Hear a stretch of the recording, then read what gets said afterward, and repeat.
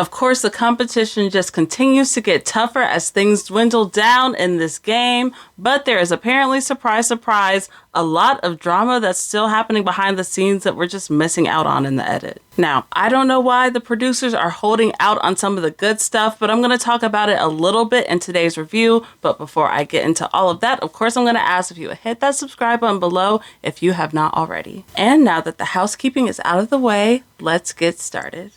So this episode has the contestants going to Bucharest, Romania for this leg of the game. And I feel like they just keep on going to the most like random cities in Europe, I swear. Now, right off the bat, things are going to start to get awkward when we see pretty much the entire train wreck alliance arrive at the meeting place at the same time to try to book their next flight. But I guess Natalie and Stephanie were just a little bit further behind everyone else, so unfortunately they get left behind, which is just like super awkward with everybody standing in there in the same room and all that. And then of course, to make things even worse, I know their stomachs just dropped when they found out that the second flight wasn't going to arrive until like a full 4 hours later. Like, that is crazy. And Stephanie, I know especially, was mad because it looked like she was already getting pissed off from doing the most trying to help out the alliance in the first place after the last episode. So at first it seems like there's just going to be this big huge time difference between the people in the first group and the people in the second group,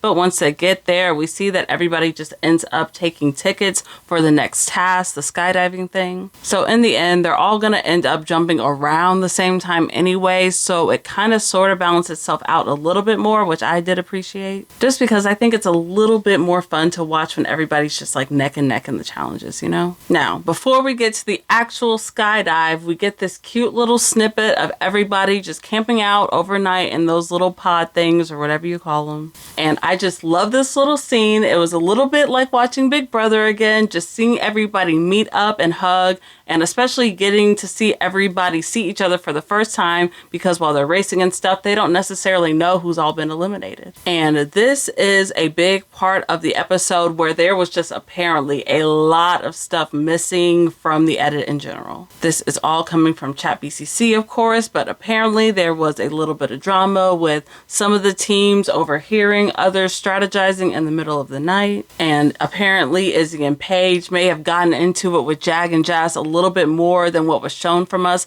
because based on the edit we saw, there wasn't really a confrontation there, but apparently words were actually exchanged. And I don't know what all exactly went down, but to me it just really sucks that we didn't get to see this on the edit, you know? Also, on a kind of messy note, we see that Tucker finds out that Rubina has been eliminated here. And I don't know, this whole thing was just kind of weird to me because it didn't really seem like he cared. Rubina's not here, and I'm a little bummed. But also, this is a race where only one team can win, and I came to win with my brother, so that's my main focus. Did anyone else get that vibe? Like, I don't know, it's like this whole season in general, things have just seemed like kind of like weirdly tense and competitive between these two. And like, don't get me wrong, I totally get that this is like obviously a competition, but it seems like you would like, I don't know, like want your partner to like win or like want to support them more or like at least be bummed out when they lost, you know what I mean? And I did hear that they have since broken up. I don't believe they are no longer together or anything like that, but it's just like, you know, the weird things you notice way back then a couple months ago, you know? Now, we are finally getting to the first challenge of this episode where one person each team has to skydive. And oh my God, holy shit, like this is it to me.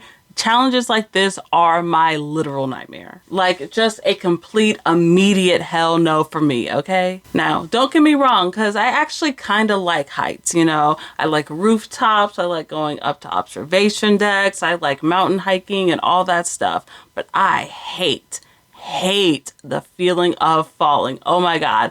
I hate roller coasters. I don't even do kiddie coasters, okay? And Phil said that this was the highest dive in Amazing Race history. Like they are literally above the clouds. I don't care what nobody says. If you can't see the ground below you, if you can see the curvature of the earth, you are too damn high, okay? When I tell you, I would rather literally eat that airplane than jump out of it. And yes, I am so serious. Now, it did look like everybody who ended up choosing the skydive was pretty brave for the most part though, and of course nobody got hurt, which is great for them. But one thing that I did note is that even though they were all jumping around the same time of day, there was still an order, and Natalie was still the last person to jump, and so she landed last, and I'm kind of wondering if this was what was setting them behind for the rest of the leg. The next challenge they do in the game is that sheep herding, which is just so freaking niche. Like, I just know that nobody else out there has experience doing anything like this, including my ass, of course. I just get kind of shy and a little scared around strange animals in general, okay? So this would definitely not be my competition either.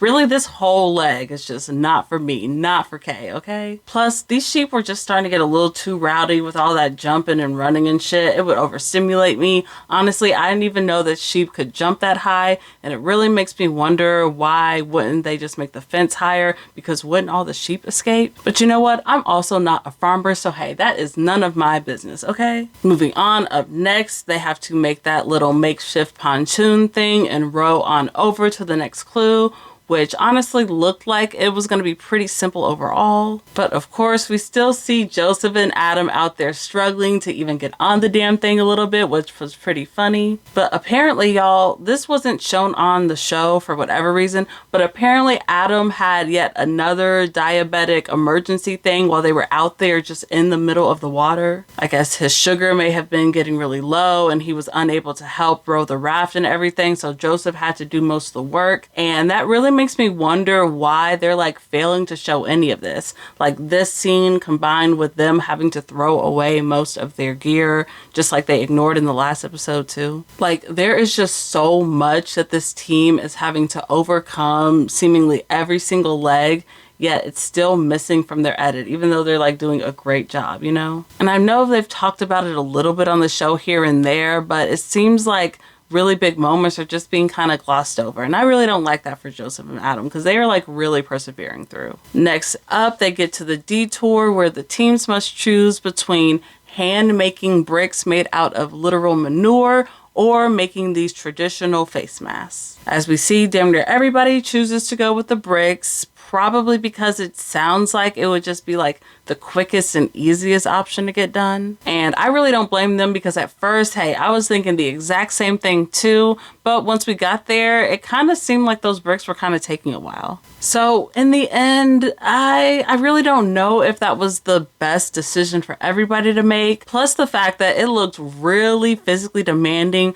plus the fact that it was like gross and dirty too. I mean, like, that is literal shit. Ugh. And most people were like doing that with their bare hands too. Ugh, I don't know. I'm like kind of a lady. I don't know if I would like doing all that. Izzy and Paige were the only ones who chose to do the mask, and since Izzy had talked about having experience with like sewing and crafting stuff like that before, it looked like they were able to get everything done in a pretty quick time. It's just kind of hard to tell exactly, because again, I feel like we don't really get shown timestamps or like an actual map of where everybody is. That's just one thing that I kind of wish the race would improve on in general, you know? In the end, we see a foot race finish to the pit stop between Chelsie and her dad and Izzy and Paige. And to my surprise, Jack, you know what, even though he is the oldest one out there, I'm pretty sure he is able to beast through and outrun Izzy and Paige, and you know what, good for him. Honestly, I've just been really impressed with Jack in general, even though he really can't pronounce anything correctly half the time and they be getting lost all the time.